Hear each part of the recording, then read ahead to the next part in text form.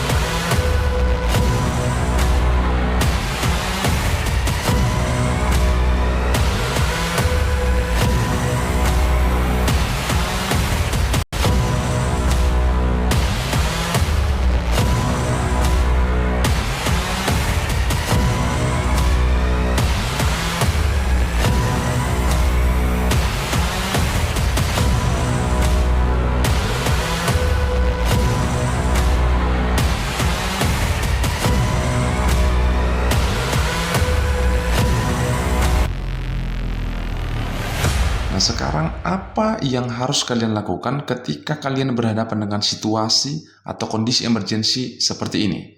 Misalnya, tiba-tiba datang segerombolan orang melakukan tindakan langsung, mengintimidasi dengan nada keras, atau mungkin bahkan menodongkan pistol, dan mereka bermaksud untuk melakukan penggeledahan terhadap rumah kalian.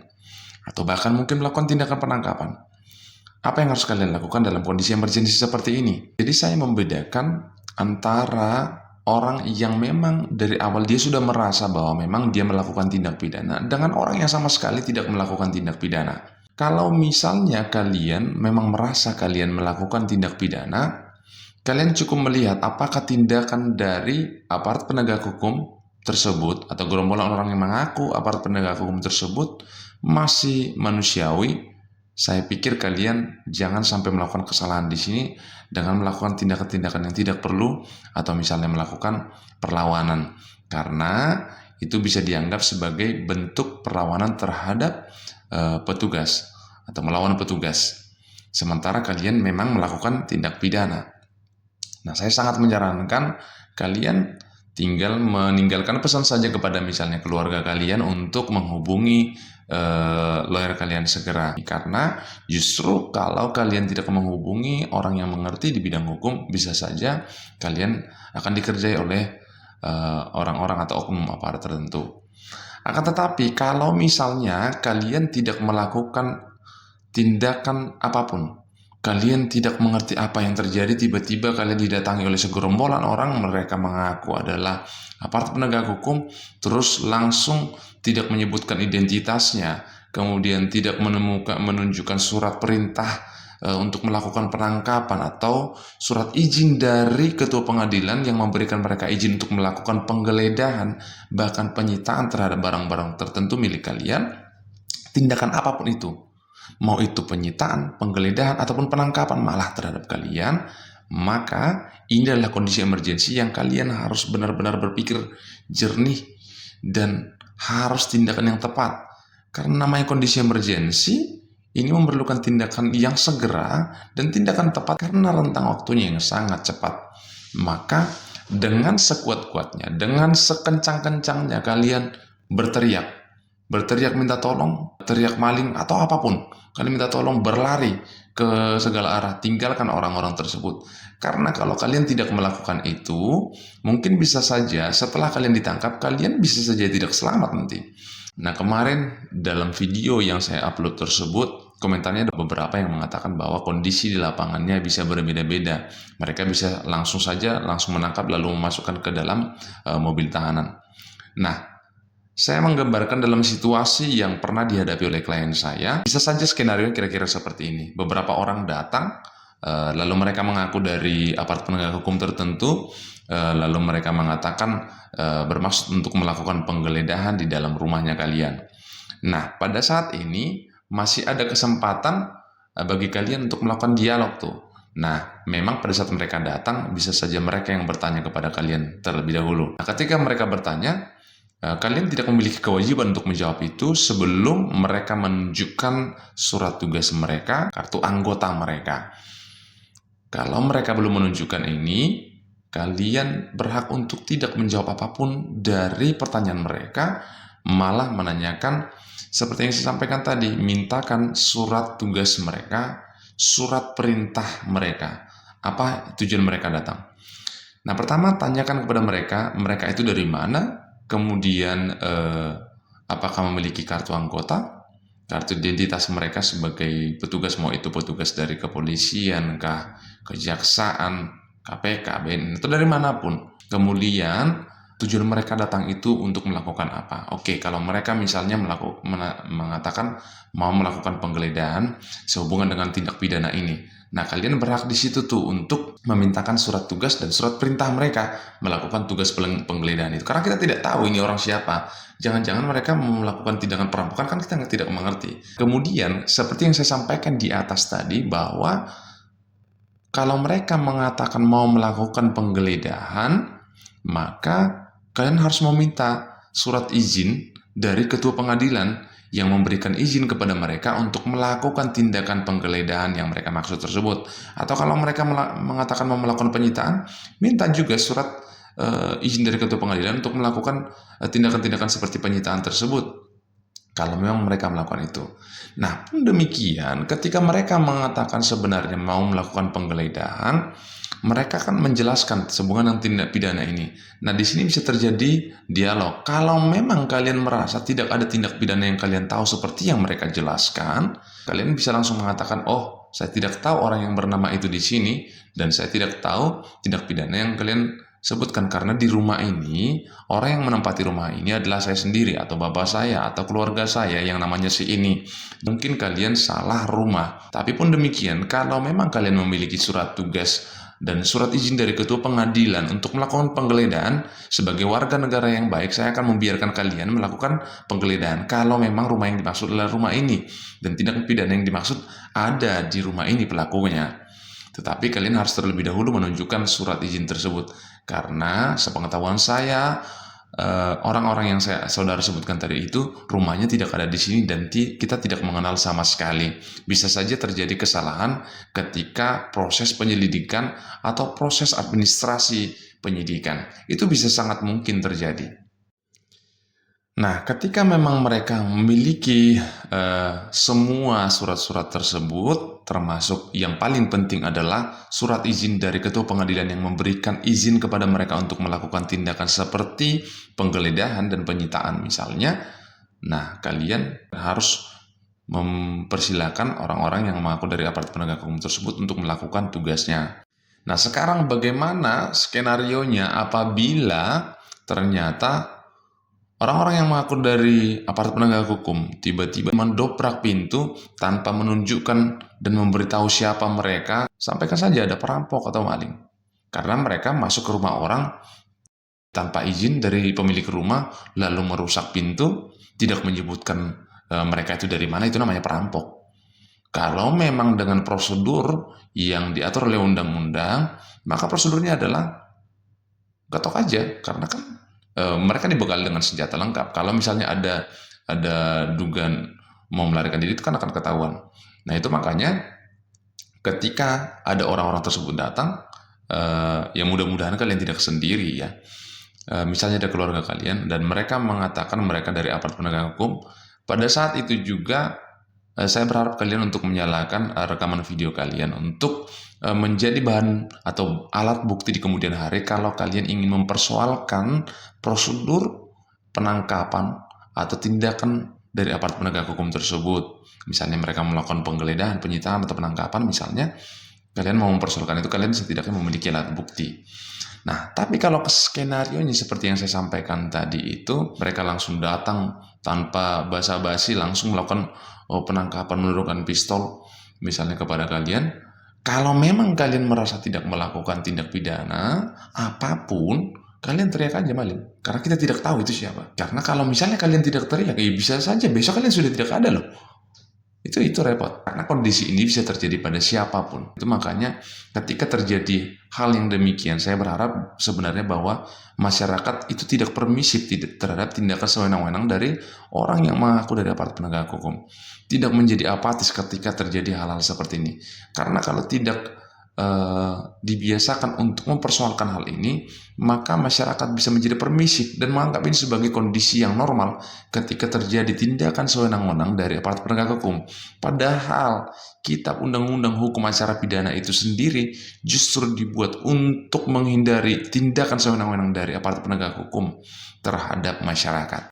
Jadi kalau misalnya kalian pernah menonton di FTV, drama atau film gitu ya, ada aparat penegak hukum datang ke rumah, ya, terus tiba-tiba di film nih datang ke rumah lalu mengatakan, saudara ikut kami ke kantor. Lalu ketika ditanyakan apa tujuannya, nanti kita jelaskan di kantor. Nanti kalian saudara bisa menjelaskannya kan. Itu hanya di TV dan itu salah persepsi ya. Itu masih persepsi.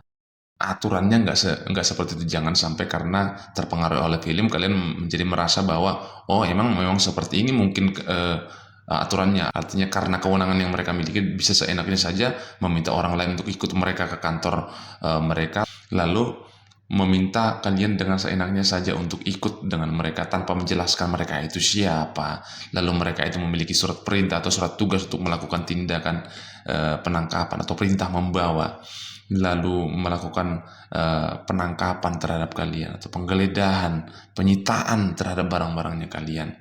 Jadi itu hanya ada di film-film seperti itu ya. Dan pun sebenarnya kalau film yang profesional harusnya tidak membuat demikian narasinya ya, karena seolah-olah itu masih terbawa-bawa dari zaman-zaman Orde Baru mungkin ya, yang tidak terlalu aware soal hak asasi manusia. Jadi semua-muanya serba instan, pokoknya diperintah langsung ambil, tidak perlu proses persidangan segala macam.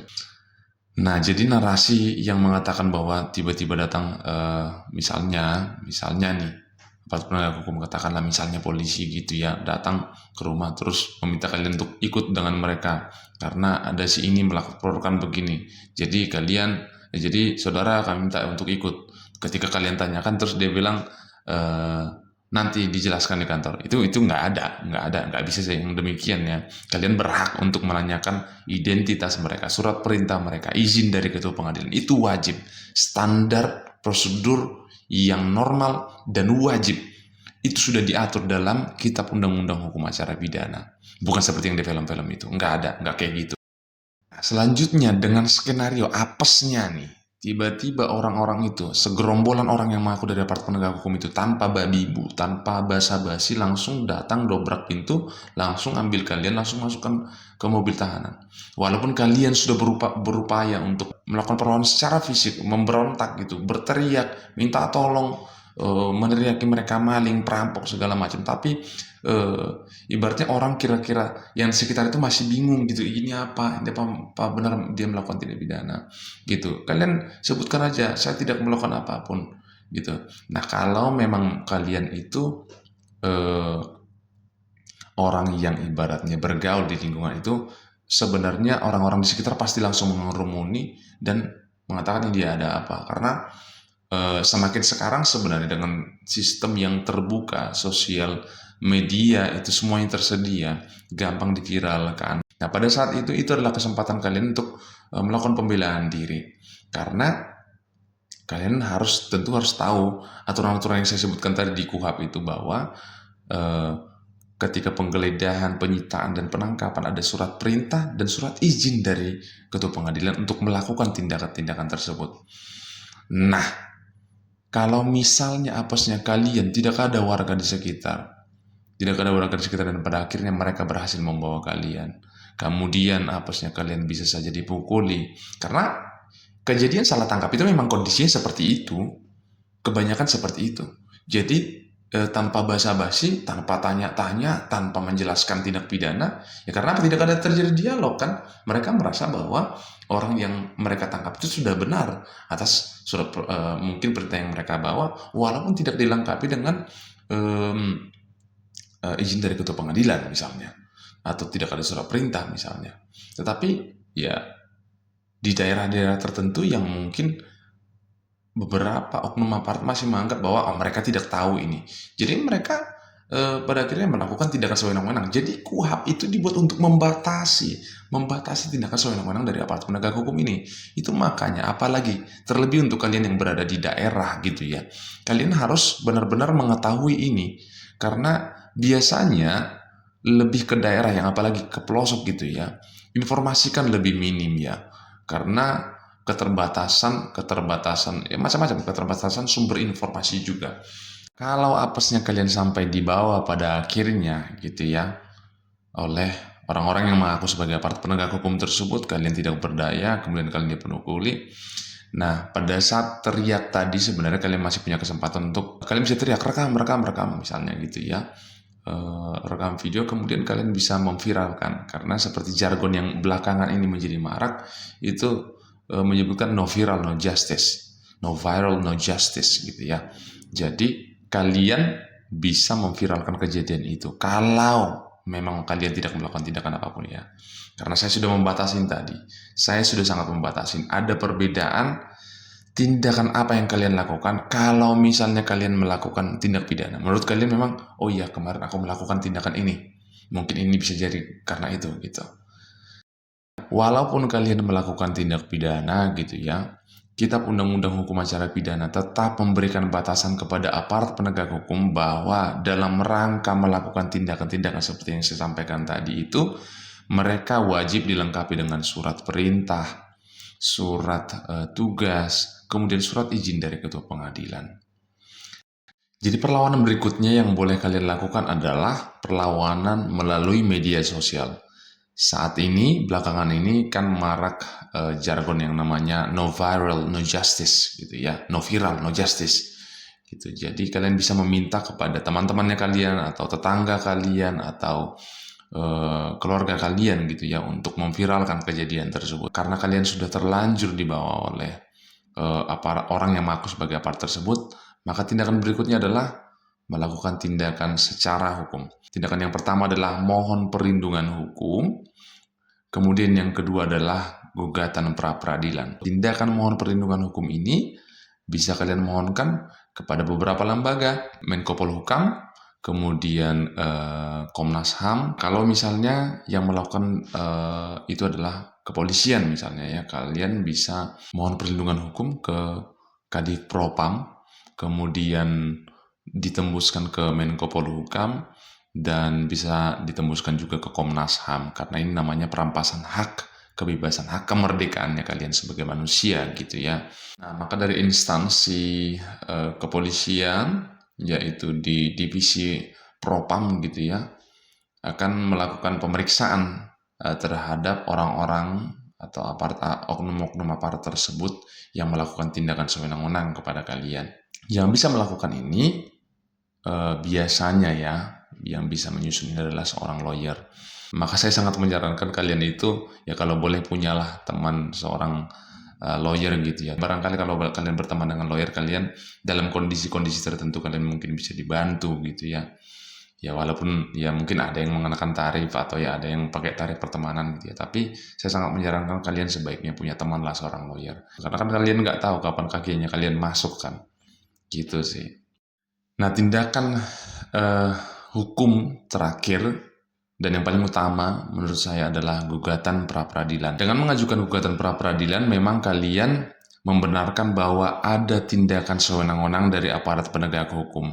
Lalu, kalian mengajukan gugatan pra-peradilan tersebut untuk menentukan sah atau tidak sahnya tindakan yang dilakukan oleh aparat penegak hukum tersebut. Pelanggaran terhadap tata cara yang diatur dalam Kitab Undang-Undang Hukum Acara Pidana dapat berakibat bahwa tindakan yang dilakukan oleh aparat penegak hukum tersebut menjadi tidak sah. Dapat berakibat tidak sah artinya tindakan dari aparat penegak hukum tersebut dapat dianggap tidak sah kalau memang kalian mengajukan gugatan. Selama kalian tidak mengajukan gugatan pra-peradilan, maka ya mungkin selama itu juga itu dianggap sah. Karena yang mengatakan itu sah atau tidak sah adalah hakim. Hakim pra-peradilan. Nah, hakim pra-peradilan itu hakimnya tunggal. Nah, acaranya pun singkat. Secara khusus aturan tentang objek pra-peradilan itu diatur tersendiri dalam pasal 77 KUHP yang menentukan pengadilan negeri berwenang untuk memeriksa dan memutus sesuai dengan ketentuan yang diatur dalam undang-undang ini tentang sah atau tidak sahnya penangkapan, penahanan, penghentian penyidikan atau penghentian penuntutan. Yang kedua, ganti kerugian dan atau rehabilitasi bagi seorang yang perkara pidananya dihentikan pada tingkat penyidikan atau penuntutan. Jadi sebelumnya pada pasal 77 KUHP mengenai penggeledahan dan penyitaan belum merupakan objek pra-peradilan. Jadi pengadilan tidak memiliki kewenangan untuk memeriksa sah atau tidak sahnya penggeledahan atau penyitaan.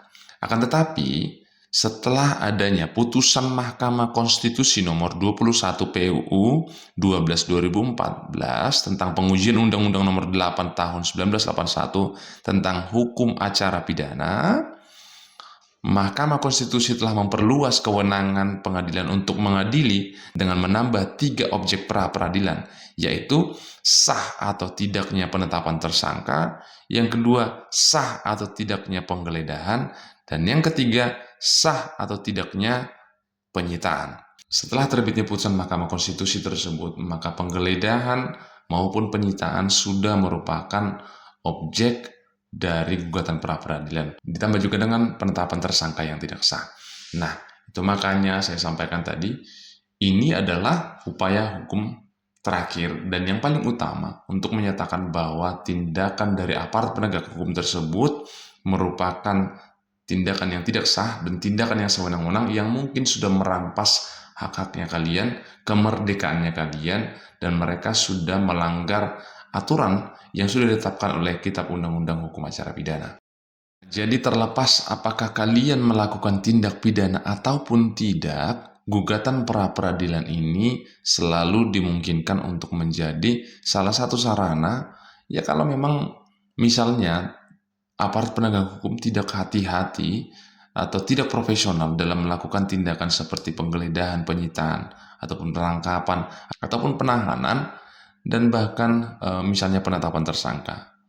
Jadi semua itu menjadi objek pra-peradilan yang dapat diajukan gugatan pra-peradilan oleh siapapun yang merasa dirugikan oleh tindakan sewenang-wenang dari aparat penegak hukum. Saran saya yang terakhir, kalau misalnya kalian merupakan pelaku tindak pidana gitu ya, atau misalnya itu sumber kekayaan kalian itu bersumber dari tindak pidana, saya menyarankan kalian banyak-banyak beramal dan kemudian banyak bergaul dengan masyarakat di sekitar, dengan tetangga kalian. Jangan sampai sudahlah sumber kekayaan kalian bersumber dari tindak pidana misalnya gitu ya. Lalu kalian dengan setiap hari melakukan tindakan-tindakan yang arogan, menunjukkan kesombongan gitu ya, tidak mau bergaul dengan orang-orang di sekitar kalian, tidak membantu orang-orang di sekitar kalian. Nah, maka siapa yang akan membantu kalian di saat-saat krusial seperti ini, di saat-saat emergensi seperti ini, misalnya tindakan sewenang-wenang dari aparat penegak hukum seperti yang saya sampaikan tadi. Masih segar diingatan ada salah satu gubernur di satu tempat gitu ya, sebegitu susahnya untuk melakukan penangkapan terhadap orang tersebut, karena memang berdasarkan informasi yang beredar, dia ini adalah orang yang sangat beramal, sangat membantu. Begitu juga dengan misalnya para kartel narkoba, misalnya katakan di negara-negara seperti Brazil, Kolombia, Meksiko, negara-negara Amerika Latin gitu ya. Mereka itu sangat di backup oleh komunitas mereka, sangat di backup oleh warga di sekitar mereka, karena mereka menjadi tempat pengaduan orang-orang yang kesusahan misalnya gitu, orang-orang miskin di sekitarnya ketika mereka butuh untuk makan diberikan, dibantu oleh orang-orang kartel-kartel ini. Ketika mereka butuh biaya untuk menyekolahkan anak mereka, mereka dibantu oleh bandar-bandar ini, dan itu membuat mereka menjadi semacam malaikat pada akhirnya di situ, dan itu membuat aparat penegak hukum di sana itu sangat susah untuk mengakses dan bahkan untuk melakukan penangkapan terhadap orang-orang ini, karena mereka benar-benar di backup. Begitu mereka sampai di ujung kampung saja sudah ketahuan aparat penegak hukum akan datang dan sudah dipersiapkan hal-hal yang bisa menggagal operasi penangkapan ini. Itu yang saya maksud. Jadi kalau memang kalian pelaku tindak pidana, ya cepat-cepatlah bertobat, banyak-banyak beramal lah. Kalau enggak, tidak akan ada orang yang bisa membantu kalian dalam kondisi emergensi atau kondisi krusial seperti yang saya jelaskan ini. Demikian, sampai jumpa pada video saya yang berikutnya. Terima kasih.